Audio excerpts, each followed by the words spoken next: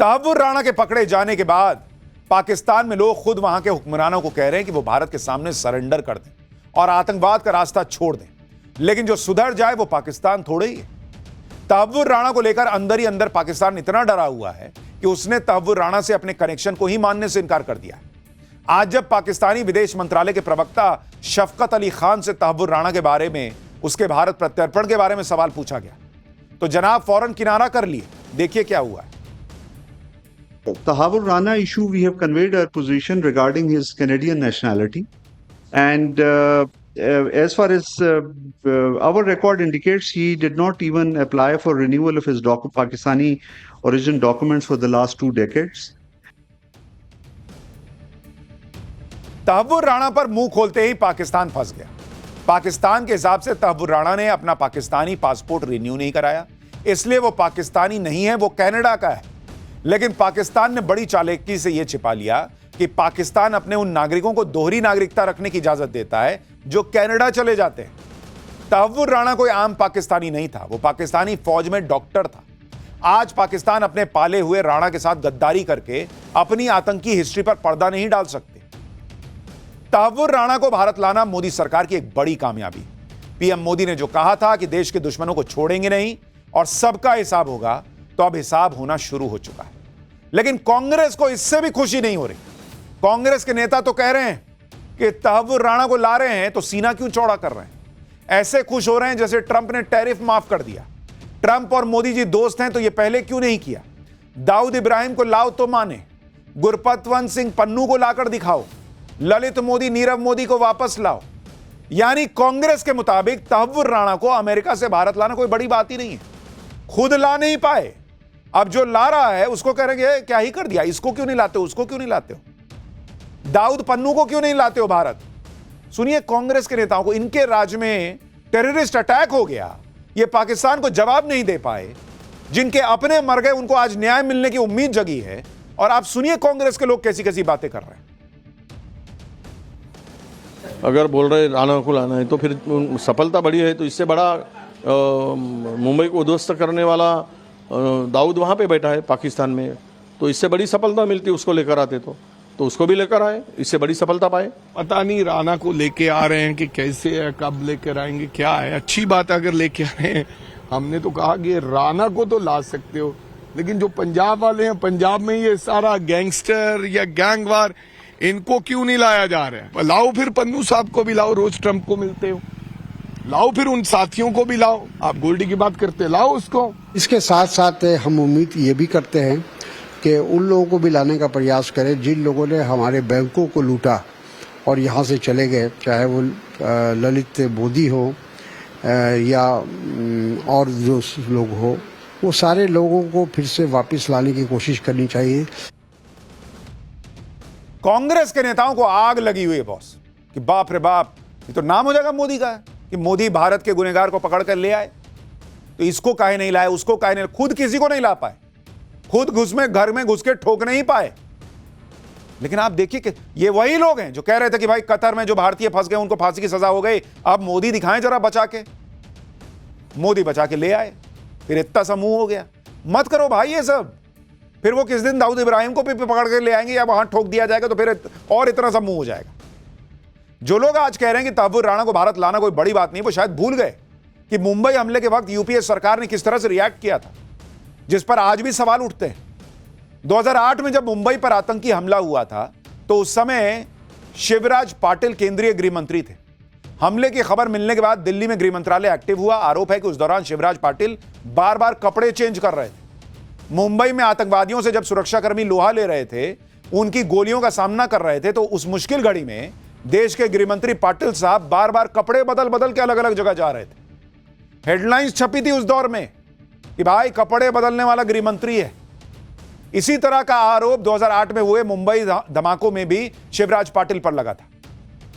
उस समय तो उनकी तस्वीरें भी सामने आई थी जिसमें वो एक ही दिन में 3 अलग अलग ड्रेस में दिख रहे थे।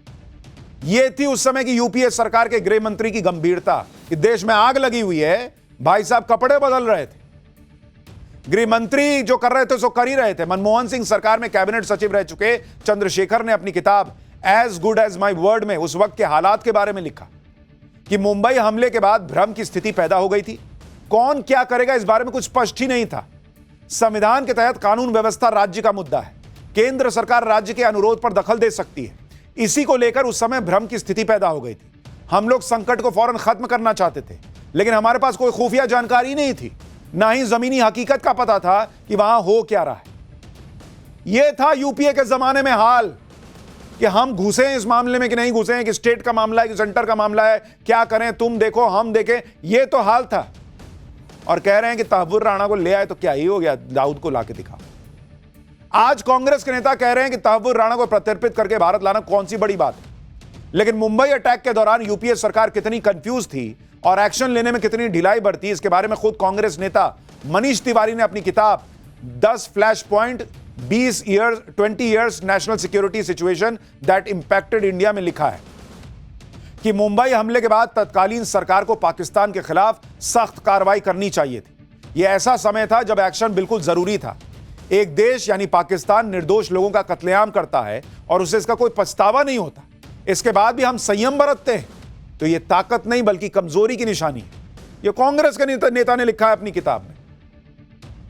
और उस कमजोरी को पाकिस्तान समझ रहा था, इसलिए एक के बाद एक टेररिस्ट अटैक हो रहे थे। आज पाकिस्तान बाप बाप करता है कि भाई पता नहीं कौन हमलावर आके ठोक के चला जा रहा है। मनीष तिवारी ने अपनी किताब में जिस कमजोरी का जिक्र किया उसके बारे में आपको और बताता हूं। मुंबई हमले के बाद देश में जबरदस्त गुस्सा था। लोग उम्मीद कर रहे थे कि सरकार हमले का बदला तो लेगी, इतना बड़ा टेररिस्ट अटैक हुआ है। लेकिन आप याद कीजिए कि यूपीए सरकार ने उस समय क्या किया। हमले में पाकिस्तान का हाथ होने के कई सबूत थे, फिर भी मुंबई हमले का बदला नहीं लिया गया। कसाब जिंदा पकड़ा गया, लेकिन उसके ट्रायल में देरी हुई।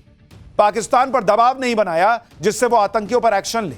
हमले के आरोपी डेविड हेडली को भारत लाने में विफल रहे, जबकि उस समय एयर चीफ मार्शल रहे फली होमी मेजर ने बाद में एक इंटरव्यू में कहा था कि इंडियन एयरफोर्स तो बदला लेने के लिए तैयार थी, लेकिन तब की यूपीए सरकार, मनमोहन सिंह सरकार की तरफ से इजाजत ही नहीं दी गई।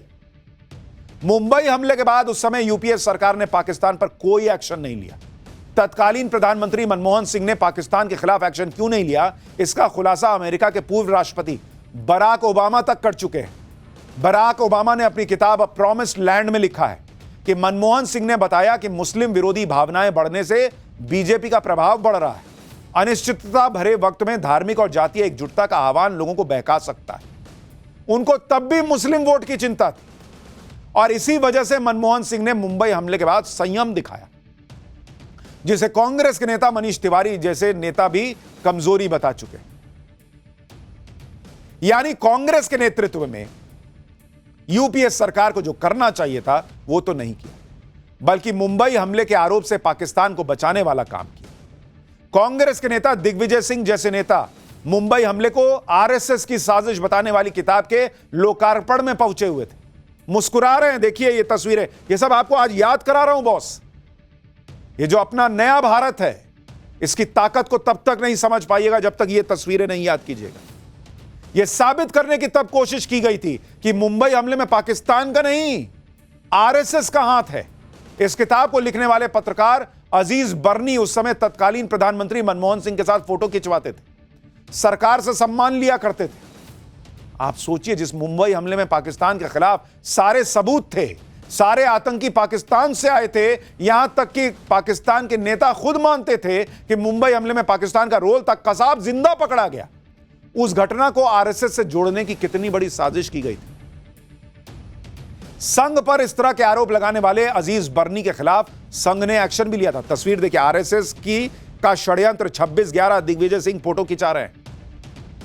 अजीज बर्नी के खिलाफ मानहानि का केस दाखिल किया गया था आरएसएस की तरफ से, जिसके बाद उसने माफी मांगी थी और इरादा किसी को ठेस पहुंचाने का नहीं था। वो अपनी किताब का टाइटल बदलने को तैयार है, यह सब भी कहा था, लेकिन आरएसएस ने माफी स्वीकार नहीं की।